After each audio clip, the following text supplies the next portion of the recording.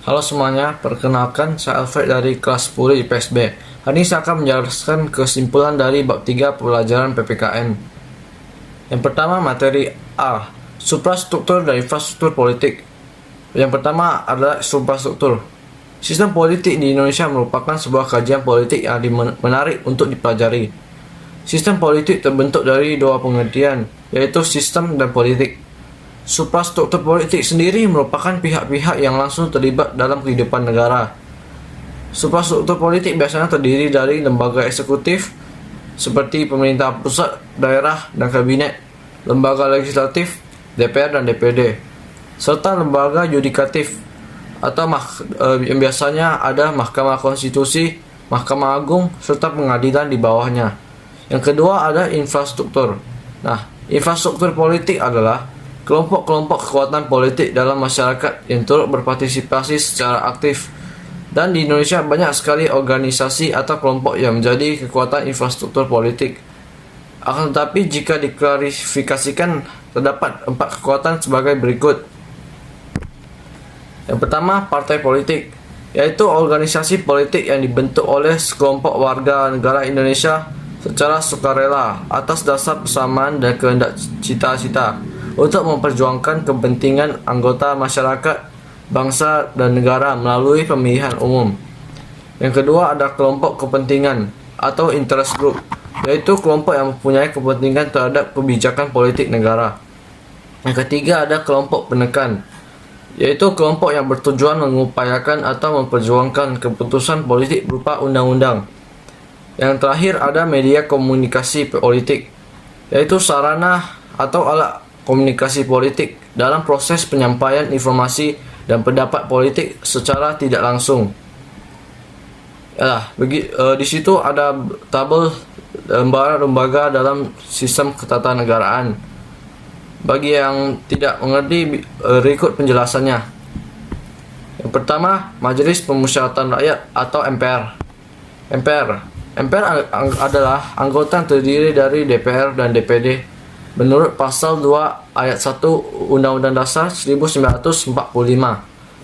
Nah, anggota MPR berjumlah sebanyak 550 anggota dan DPD berjumlah sebanyak 4 kali jumlah provinsi anggota DPD berdasarkan Undang-Undang Nomor 22 Tahun 2003. MPR adalah lembaga tinggi negara dalam sistem ketatanegaraan Indonesia, bukan lembaga tertinggi negara.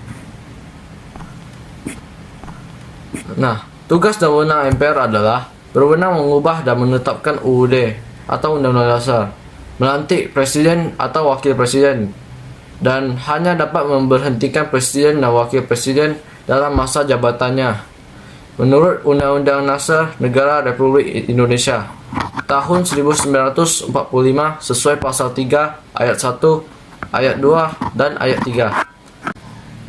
MPR juga memiliki hak dan kewajiban seperti diatur dalam Undang-Undang Nomor 22 Tahun 2003 tentang susunan dan kedudukan MPR, DPR, DPD, dan DPRD. Yang kedua, Presiden. Presiden dan Wakil Presiden dipilih langsung oleh rakyat dalam suatu pasangan calon menurut pasal 6 ayat 1 Undang-Undang Dasar Negara Republik Indonesia tahun 1945. Nah, syarat menjadi presiden diatur lebih lanjut dalam Undang-Undang Dasar Negara Republik Indonesia tahun 1945. Pasal 6 ayat 2 Undang-Undang Dasar Negara Republik Indonesia tahun 1945. Kekuasaan presiden menurut UUD NKRI tahun 1945 ada 5. Yang pertama, membuat undang-undang bersama DPR.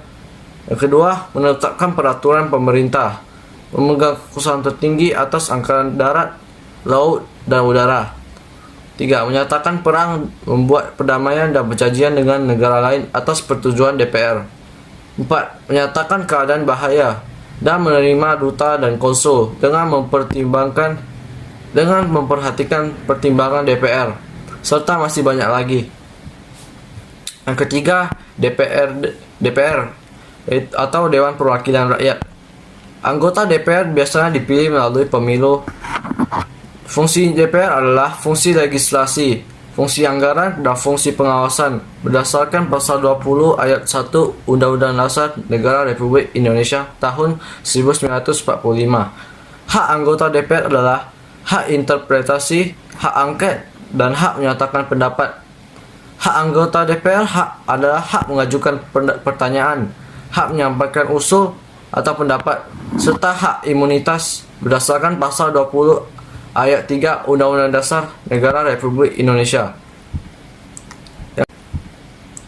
Yang keempat, Badan Pemeriksa Keuangan atau BPK. BPK merupakan lembaga yang bebas dan mandiri dengan tugas khusus untuk memeriksa pengelolaan dan tanggung jawab keuangan negara. Nah, hasil pemeriksaan BPK tersebut diserahkan kepada lembaga yang lebih tinggi seperti DPR, DPD, dan DPRD. Yang kelima, Mahkamah Agung. Mahkamah Agung biasanya disingkat menjadi MA. Mahkamah Agung merupakan lembaga negara yang memegang kekuasaan kehakiman di samping sebuah mahkamah konstitusi di Indonesia. Mahkamah Agung membawahi peradilan di Indonesia.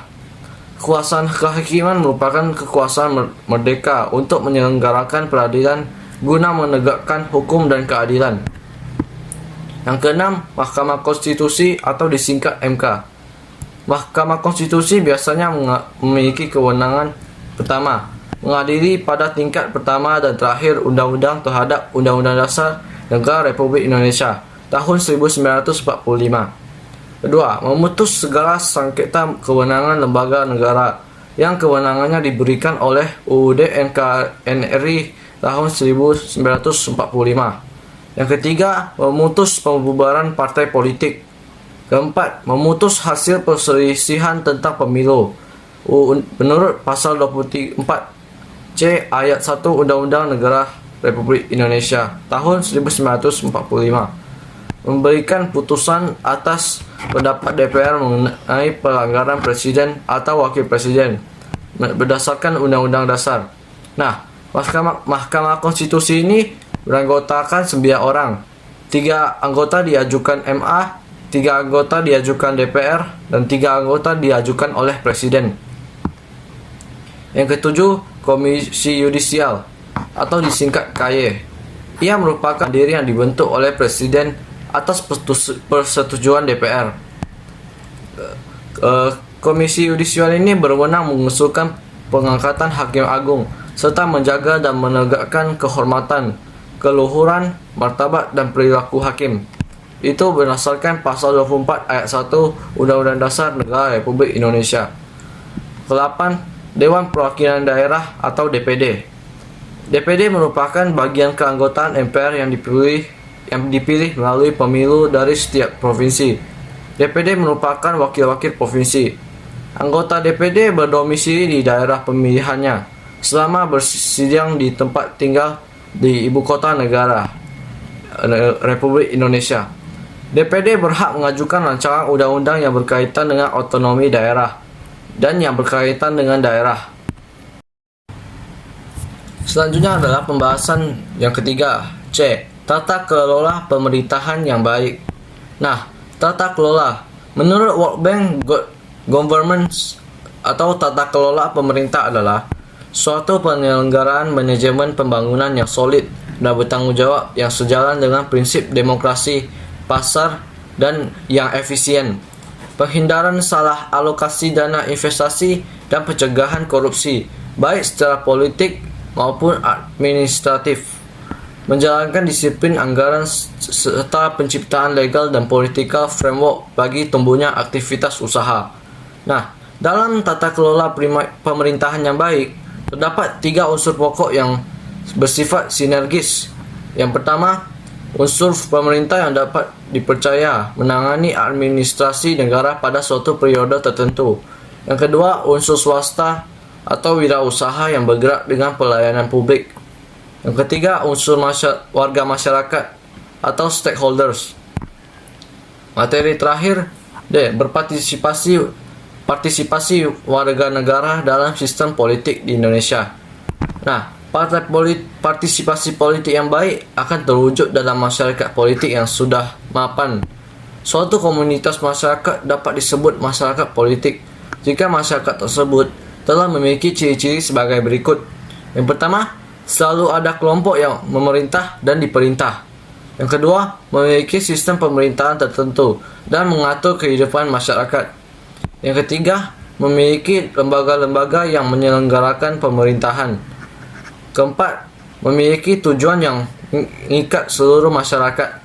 Dan yang kelima atau terakhir, memahami informasi dasar tentang siapa yang memegang kekuasaan dan bagaimana sebuah institusi bekerja. Nah, itulah akhir dari penjelasan saya. Jika ada kesalahan kata ataupun kekurangan lainnya, saya mohon maaf. Terima kasih atas perhatiannya.